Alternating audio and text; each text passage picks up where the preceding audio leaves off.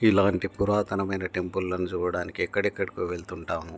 కానీ మన చుట్టుపక్కలే ఇలాంటి అద్భుతమైన టెంపుల్ ఉన్నాయని గ్రహించలేకపోతున్నాం. మన కరీంనగర్లో ఇంత దగ్గరలో మన కొత్తపల్లిలోనే ఉన్న పురాతనమైన టెంపుల్ ఇది త్రికుటాలయం. కాకతీయులు కట్టించినటువంటి అద్భుతమైన టెంపుల్ ఉంది. ఒకసారి వెళ్ళి చూడండి.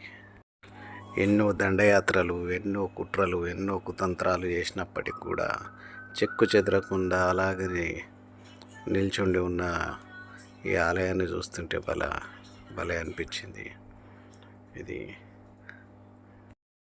కుట్టచ్చినట్టు కనిపించే అటువంటి కళాకృతులు, అప్పటి కాకతీయులటువంటి సాంప్రదాయ దేవాలయం అలాగే క్లియర్గా కనిపిస్తుంది. ఇలాంటి ఇంత పురాతనమైన టెంపుల్ ఇంత మన దగ్గరలో ఉందని తెలియగానే నేను అవుట్గా వెళ్ళిపోయి చూడడం జరిగింది. మన రామప్ప టెంపుల్ 1000 స్తంభాల గుడి, దానికి ఏమాత్రం తీసుకొని సేమ్ అదే మాదిరిగా ఉన్నటువంటి టెంపుల్. దాని చుట్టూ ఉన్న గోడలు చెక్కు చెదరకుండా ఉన్నాయి. దానిపైన ఉన్న గుడి గోపురం మాత్రం పూర్తిగా ధ్వంసం చేయడం జరిగింది. అందులో ఉన్న విగ్రహాలు కూడా ఏం లేకుండా ఉంది. అద్భుతంగా ఇప్పటికి కూడా ఇన్ని సంవత్సరాల తర్వాత కూడా అద్భుతమైన దేవాలయాన్ని చూడవచ్చు మనం. చాలా పెద్ద టెంపుల్ ఇది. కంపల్సరీ తప్పకుండా వెళ్ళి చూడగలరు.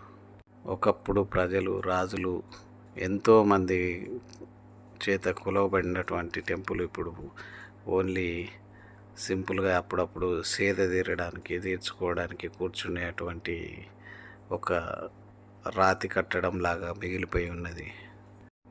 ఈ త్రికుటాలయంలో ఒక్కటి కూడా విగ్రహం లేకుండా తీసేయడం వల్ల, చీకటిగా ఉండడం వల్ల దీన్ని చీకటి గుడి అని కూడా అంటున్నారు.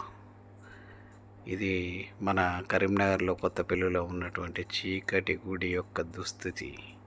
కొత్తపల్లి గాంధీ స్టాచ్యూ నుంచి దానికి ఎదురుగా కొంచెం ముందుకెళ్తే ఇది కనిపిస్తుంటుంది.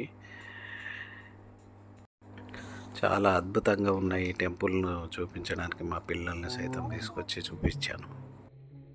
కానీ పూర్తి శిథిలావస్థలో ఉన్నటువంటి ఈ టెంపుల్ని ఎంతో కొద్ది మంది అయినా కానీ పూర్తిగా పడిపోకుండా కొంచెం సపోర్ట్నిచ్చి ఇలా కాపాడుతూ వచ్చారు. కానీ ఇందులో ఉన్న కనీసం త్రికుటాలయంలో ఉన్న 3 ఆలయాలలో ఒక ఆలయాన్నైనా మనం పునరుద్ధరించుకొని మళ్ళీ దీనికి కొంచెం పూర్వవైభవం తీసుకొస్తే చాలా అద్భుతంగా ఉంటుంది అనిపిస్తుంది.